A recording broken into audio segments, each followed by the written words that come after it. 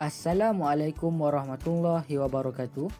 Hari ini, kumpulan kami akan membentangkan tentang bab 9 iaitu Perlembagaan Persekutuan Tanah Melayu 1957. 9.1 iaitu Usaha Rundingan Kemerdekaan. Dalam mencapai kemerdekaan, pihak Raja-Raja Melayu bersama pemimpin-pemimpin yang dipilih oleh rakyat telah membuat satu rundingan dengan kerajaan British berkaitan dengan kemerdekaan Tanah Melayu. Antara beberapa perkara yang menjadi kepentingan rundingan kemerdekaan antara wakil Raja-Raja Melayu dengan wakil-wakil perikatan ialah berkaitan dengan isu keselamatan, hubungan British dengan Melayu dan perlembagaan negara.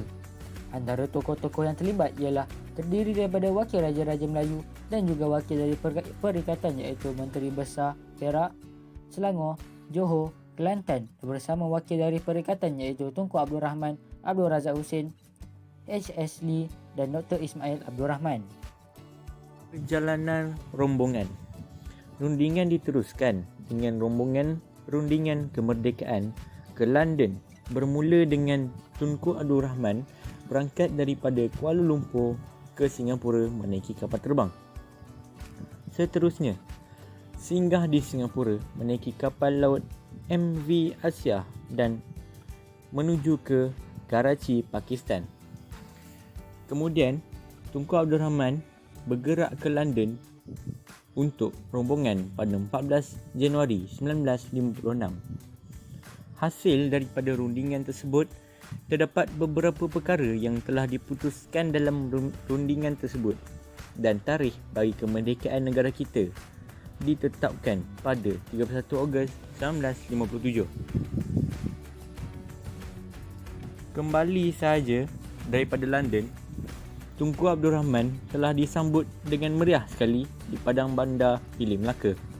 Kemudian, Tunku Abdul Rahman telah mengadakan ucapan pengumuman tarikh kemerdekaan di Melaka.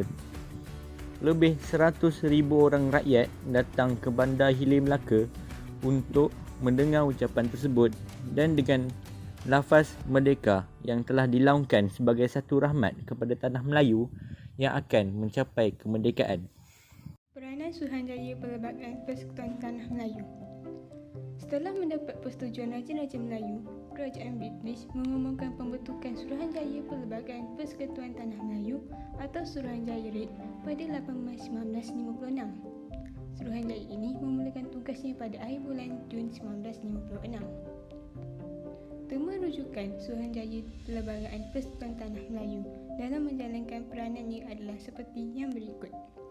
Pertama, memeriksa atur perlembagaan yang wujud di seluruh tanah Melayu.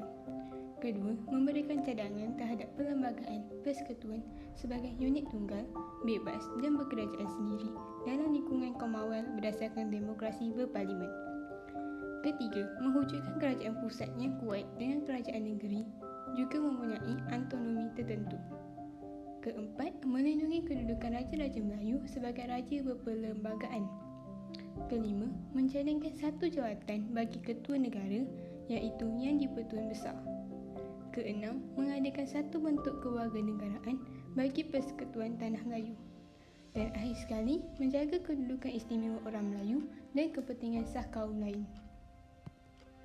Gerak kerja Suruhanjaya Perlembagaan Persekutuan Tanah Melayu. Pertama, meminta cadangan daripada semua penduduk yang berminat secara bertulis atau lisan. Suruhanjaya ini menerima memorandum bertulis daripada pelbagai pihak untuk diteliti. Kedua, meneliti kedudukan perlembagaan bagi negeri-negeri persekutuan menghadap Raja-Raja Melayu, Menteri Besar, Penasihat British dan Pegawai Negeri. Ketiga, mengadakan persidangan untuk membincangkan pelbagai isu. Sebanyak 118 perjumpaan diadakan daripada bulan Jun hingga bulan Oktober 1956. Dan akhir sekali, anggota Suruhanjaya Perlembagaan Persekutuan Tanah Melayu. Antaranya Lord Reid, Sir William Ibu Jenny, Sir William Mackay, Hakim bin Malik dan akhir sekali Hakim bin Abdul Malik. 93 adalah langkah penggubalan Perlembagaan Persekutuan Tanah Melayu yang merdeka. Terdapat beberapa langkah telah diambil sejak pembentukan Suruhanjaya Perlembagaan Persekutuan Tanah Melayu. Antaranya termasuklah mendapatkan memorandum daripada pelbagai pihak, Suruhanjaya ini juga mengadakan rundingan dan akhirnya merangka draft perlembagaan. Yang pertama, menerima memorandum. Sebanyak 131 memorandum bertulis diterima, antaranya daripada pihak Raja-Raja Melayu, parti politik, badan awam dan orang perseorangan untuk dipertimbangkan. Memorandum ini berkaitan dengan corak pentadbiran, kewarganegaraan dan kedudukan istimewa orang Melayu, bahasa serta pendidikan. Memorandum daripada pihak Raja-Raja Melayu. Raja-Raja Melayu mengemukakan memorandum baginda sendiri, antaranya baginda mencadangkan supaya persekutuan yang merdeka mempunyai seorang ketua negara yang dikenali sebagai Yang di-Pertuan Agong. Yang di-Pertuan Agong akan dipilih oleh Raja-Raja Melayu dan berjawatan selama 5 tahun serta perlu mendapatkan persetujuan untuk meletakkan jawatan daripada Majlis Raja-Raja. Raja-Raja Melayu melindungi kedudukan istimewa orang Melayu dan kepentingan sah kaum lain. Seterusnya, memorandum daripada parti politik dan pihak awam. Yang pertama, soal kewarganegaraan. Parti Perikatan telah menyuarakan cadangan melalui memorandum yang dinamakan Testament Amanah Politik Perikatan. Semasa menyediakan memorandum ini, terdapat perbezaan pandangan tentang isu jus soli dalam Parti Perikatan. Terdapat beberapa pihak dalam UMNO yang menolak pemberian kewarganegaraan jus soli. Dewan Perniagaan Melayu memohon mengetatkan soal kewarganegaraan. Seterusnya, Persatuan Dewan Perniagaan Cina Semalaya menggesa Suruhanjaya membuat peruntukan bagi kewarganegaraan menerusi kelahiran. Kemudian, masyarakat India menuntut kedudukan kewarganegaraan mereka untuk diteliti. Akhirnya, masyarakat Serani mahu hak mereka untuk dipertahankan. Seterusnya, melalui bahasa dan pendidikan. Memorandum daripada MCA menuntut supaya semua sekolah yang ada daripada aliran bahasa Inggeris atau vernacular perlu diteruskan. Memorandum juga mencadangkan supaya semua sekolah kebangsaan mempelajari bahasa Inggeris, Melayu, Cina dan Tamil. Seterusnya, yang kedua adalah mengeluarkan draft perlembagaan. Suruhanjaya Perlembagaan Persekutuan Tanah Melayu telah mengeluarkan draft perlembagaan yang mengandungi perkara yang berikut. Yang pertama, meneruskan sistem kerajaan persekutuan. Yang kedua, sistem kewarganegaraan berdasarkan jus soli. Yang ketiga, kedudukan istimewa orang Melayu diteruskan. Yang keempat, konsep raja berperlembagaan, iaitu seorang Yang di-Pertuan Agong dipilih bagi Persekutuan Tanah Melayu. Dan akhir sekali, Dewan Negara dan Dewan Rakyat dibentuk di dalam sebuah parlimen. Yang ketiga, reaksi terhadap draft perlembagaan. Terdapat 4 pecahan dan yang pertama adalah terdapat ahli UMNO yang tidak setuju dengan konsep jus soli. Seterusnya, agama Islam sebagai agama rasmi dan bahasa Melayu sebagai bahasa rasmi. Yang kedua, Parti PAS mengkritik soal kewarganegaraan, kedudukan agama Islam sebagai asas pemerintahan negara dan bahasa Melayu dijadikan sebagai bahasa rasmi. Yang ketiga, terdapat juga sebahagian daripada pertubuhan masyarakat Cina ingin menjadikan bahasa Mandarin sebagai bahasa kebangsaan. Sementara itu, MIC mahukan syarat kewarganegaraan dan penggunaan bahasa Tamil diberikan perhatian. Dan akhir sekali, Datuk On Jaafar dari Parti Negara menolak syarat kewarganegaraan yang longgar.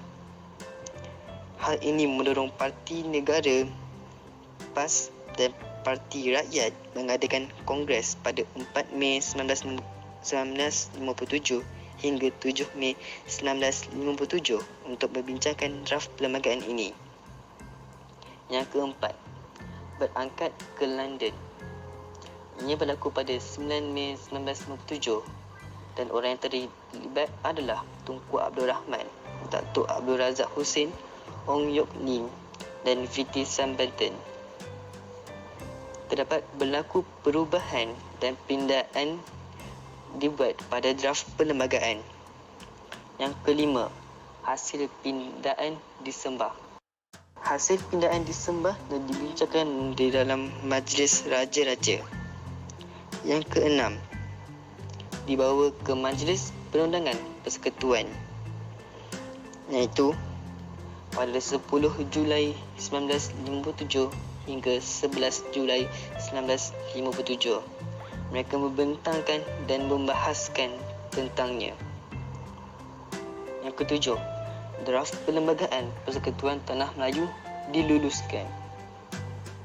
Draft Perlembagaan Persekutuan Tanah Melayu akhirnya diluluskan oleh Parlimen British di London dan kemudiannya diluluskan oleh Majlis Perundangan Persekutuan pada 27 Ogos 1957. Dengan lulusnya undang-undang ini, maka Perlembagaan Persekutuan Tanah Melayu 1957 berkuat kuasa secara rasminya pada 31 Ogos 1957. Rumusan bagi 9.3 adalah kejayaan pergubanan perlembagaan ini membuktikan bahawa permuafakatan mampu membawa kestabilan negara. Sikap keterbukaan dengan menerima pandangan daripada pelbagai pihak perlu dipertahankan agar negara kekal maju dan harmoni. Di 9.4 iaitu Perjanjian Persekutuan Tanah Melayu.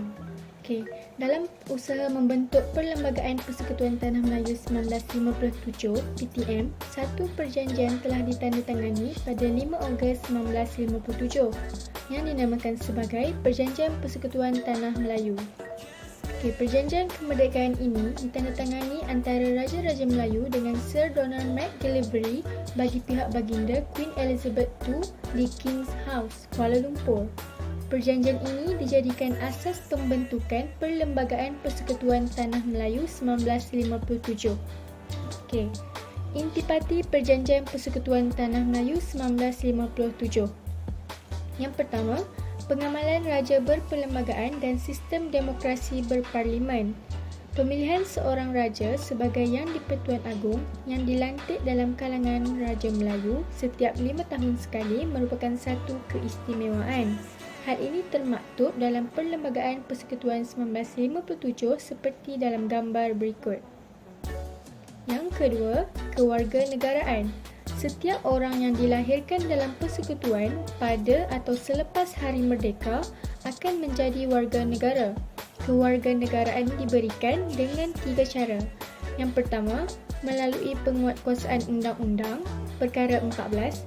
Kedua, memohon didaftarkan sebagai rakyat, perkara 15. Dan yang ketiga, memohon untuk menukar kewarganegaraan atau naturalisasi dalam perkara 19. Perkara ini dapat dilihat dalam Perlembagaan Persekutuan 1957 seperti dalam gambar berikut. Yang ketiga, kedudukan istimewa orang Melayu dan kepentingan sah kaum lain. Perjanjian Persekutuan menjaga kedudukan istimewa orang Melayu. Walaupun semua rakyat Persekutuan Tanah Melayu mempunyai hak serta kewajipan yang sama, rakyat keturunan Melayu diberikan beberapa keutamaan dengan mengambil kira status mereka sebagai rakyat asal Tanah Melayu. Hak untuk masyarakat lain tetap dipelihara dan dilindungi. Perkara ini termaktub dalam Perlembagaan Persekutuan 1957 seperti dalam lampiran berikut.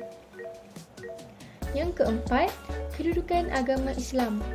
Agama Islam sebagai agama persekutuan dan agama lain boleh diamalkan dengan aman dan damai di negara kita. Perkara ini termaktub dalam Perlembagaan Persekutuan 1957 seperti yang berikut. Yang kelima, kedudukan bahasa Melayu. Dalam Perjanjian Persekutuan ini, bahasa Melayu diiktiraf sebagai bahasa kebangsaan.